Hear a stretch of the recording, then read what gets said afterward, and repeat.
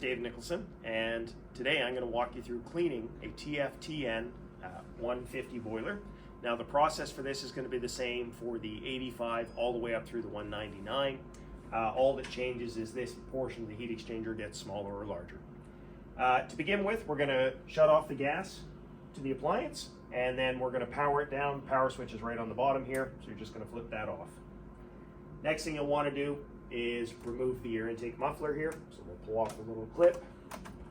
This piece just kind of pulls off. You set that to one side. And now what we're going to do is disconnect the gas line from the Venturi assembly and move that out of our way. To do that, you'll want some sort of crescent wrench and loosen the connections.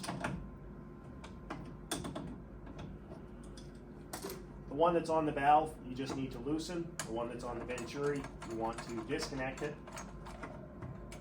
Keep the gasket to one side, swing that out of your way. And now that we've got that out of our way, we're going to disconnect the wiring to the limit switch here. Two little purple wires, our flame sensor, and in back here, our spark igniter cable and the ground wire. There's two harnesses on the blower, a low voltage and a 120 volt harness. We're going to disconnect both of those. We'll push those off to one side.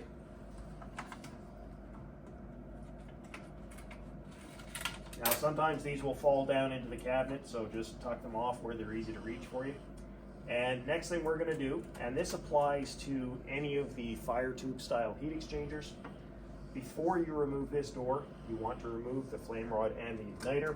So we'll do that using a Torx T20 screwdriver.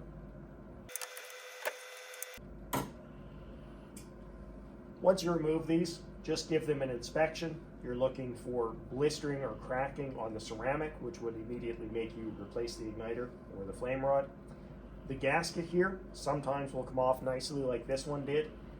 Sometimes they'll also tear and split, so just if they come off nicely, you can reuse them. If they tear or split, they must be replaced. Your igniter and flame rod should have a gap that looks just like this. It's around 3/16 to 1/4 of an inch, and it shouldn't be warped left, right, or sort of forwards, backwards.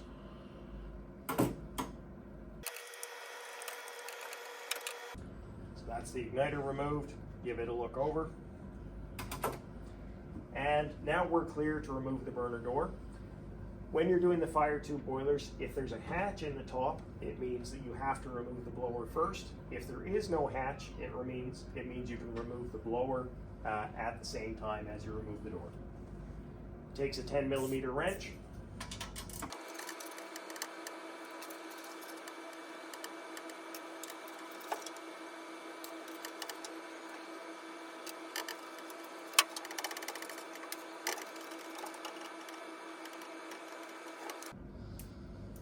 Now that all of the nuts for the burner door are off, we can take off the door and blower as one assembly. And when they have this orange style gasket, what I like to do is peel this off with the rest of the door. Now in the field, sometimes these can be very stiff and a bit stubborn to come off, like this one is, so you may have to pry it off using a screwdriver.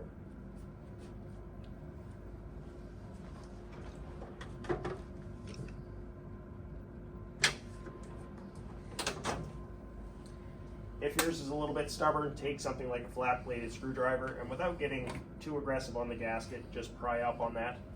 Of course, if you do tear it or damage it, it will have to be replaced. Now that we've broken the seal, lift up on the gasket and the door as one assembly, and we'll feed that off.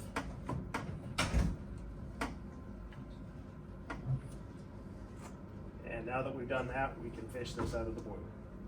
Water cutoff out of the way.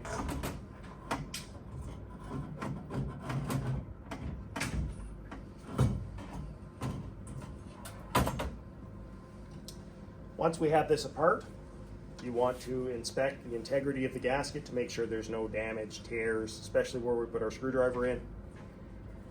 Look at the mesh fiber here, make sure there's no holes, tears, that there's no fraying or that you're getting threads come off of this. The hole around the flame rod and the igniter should look fairly similar to this.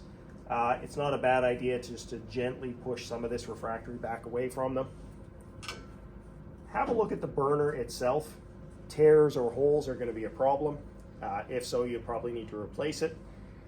If it's been 2 or 3 years and the boiler's maybe a little bit dirtier, you may need to wash this out. In order to wash it, what you would do is take the refractory off, and you do that just by peeling it off, pulling it to one side. Take the blower off, and then you take the door and the burner to the kitchen sink, rinse lots of water backwards through this, and keep doing that till it runs clean and clear. With the blower off, you can sort of see inside, and you'll be able to tell if there's dirt in there. Once you've rinsed that off, reassemble it, pat it dry, and you can reassemble this. For a normal cleaning, you don't have to touch this. However, every second, third, fourth cleaning, it's not a bad idea to rinse it out.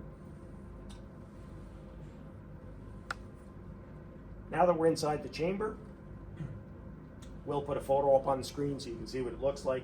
You're going to scrub and flush using a plastic bristled brush until the chamber is clean and clear. All the dirt you wash through is going to have to trickle down through here, and it'll come out your condensate drain. So you're going to keep scrubbing and flushing with lots of water until it runs clean and clear.